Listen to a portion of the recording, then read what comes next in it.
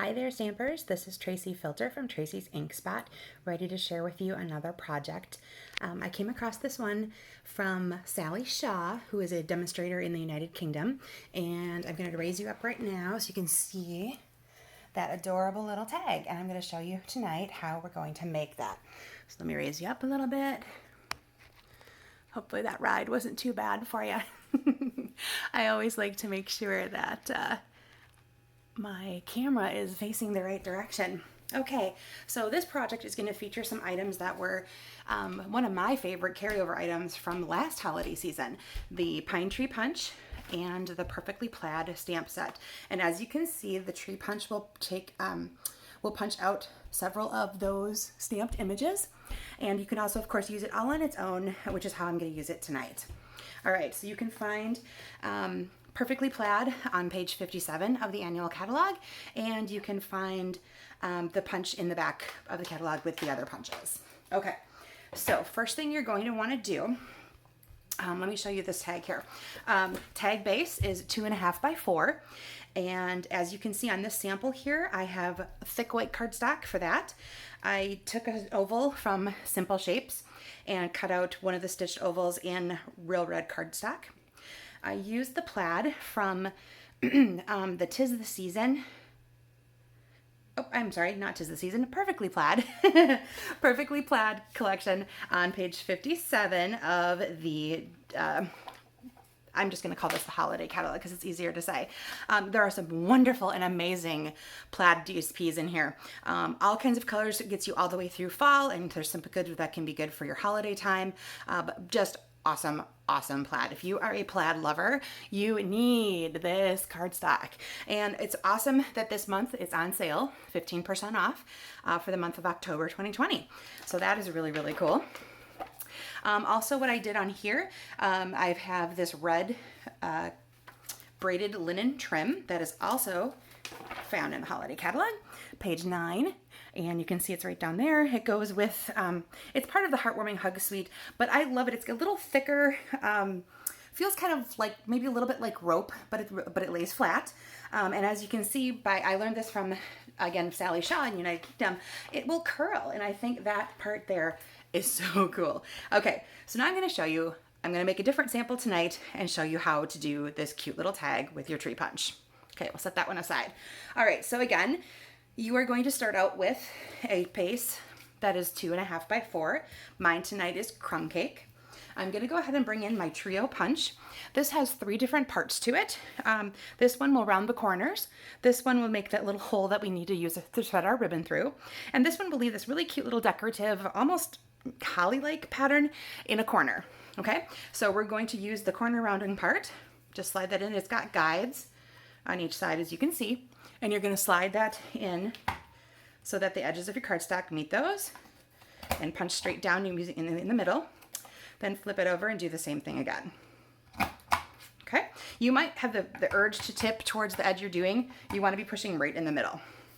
Okay, then I'm going to use the whole part. Now we're going to want to just eyeball. There's a little mark here that shows you, the edge of it, and you're going to kind of eyeball the middle of your cardstock, feeding it in until it doesn't go anymore. Okay, and again, punch that down, and now we have the little hole for our ribbon when we're all done. Alrighty, next you're going to need 3 of the trees. You can use any regular cardstock. I've done this before with cardstock and then sent it through an embossing folder, so it has a little texture to it. You could certainly use those stamped images that were along the stamp set, punch those out. Tonight I'm going to use Tis the Season, a DSP from Tis the Season, which is another great paper in the holiday mini. It's on page 31, and as you can see, there's some great reds and greens in here. You've got cherry cobbler, garden green, real red, and shaded spruce, along with touches of black and whisper white. Holly patterns, jingle bells, plaids, different other great little images. Christmas, there's trees. It's a really nice, versatile, and it sticks into your traditional reds and green colors. Really, really nice and useful. And it also is part of the DSP sale this month. So that's part of the reason I chose it. All right, you're going to punch out 3, which I've already done ahead of time, just like that. Now on 2 of them, you're going to want to score them down the middle. So we're going to set this one aside. And I did this ahead of time, but I'm going to show you how I did it. So I brought in my Simply Scored tool. And what I did was I picked a line to line it up with, like, let's say this 4-inch mark. And I actually took my stylus out first and drew down that line so that when I went back in and put the tree up there, I could just follow that up again. Otherwise, you tend to lose track of where it is. So once you're pretty sure you've got the tip of the tree and the center of the trunk in there, I would start in the middle and go down and up. And that way you're not going to catch the paper trying to pull or tug against one of the directions. Okay, so that's my little tip on scoring for you. Okay, so I'm going to sit down for a second here. So sorry if I get a little quiet, but I'm going to pull in my silicone rubber mat, and I'm going to get out my Tombow glue, also lovingly referred to as green glue. All right, the ones that you scored, just kind of enhance that score line a little bit. And this is the other one that I scored. And the tree is not symmetrical, so don't worry that it doesn't line up perfectly on each side. That's not a big deal. Okay, so the first one you're gonna do is run a little dab of glue, very little, just down that folded edge, and then kind of all over the stem, or trunk. It's not a flower, it's a tree. You're gonna lay it on top of the other one, matching up your stems and the shapes on the sides, and then just hold that together for a second.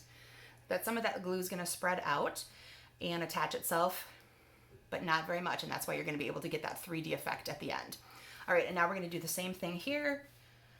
More on the trunk and a little down the middle, a little down the middle. And this is our base one that is not scored. So I would again line up the trunk, and I like to do this on my silicone craft mat because if for some reason some of the glue oozes out, as you can see it kind of did here on the trunk a little bit, that will just dry and I can just peel it right off the silicone mat. And then plus two, anywhere I'm also still crafting, like on my paper, doesn't get any more sticky than it needs to. Okay, so once that's, I'm gonna set that aside to dry a little bit, but I am gonna start already just kind of pinching up. Might need to stick your fingernail in there, there we go. Pinching up those parts so that it will lay more 3D when we put it down later, okay? All right, so there is your little 3-dimensional tree. Okay, so hopefully that'll stay on camera, excellent. Okay, gonna set my craft mat aside, go back to my tag. I have a phrase from The Perfectly Plaid. It says, "May this special season be wrapped in love and joy."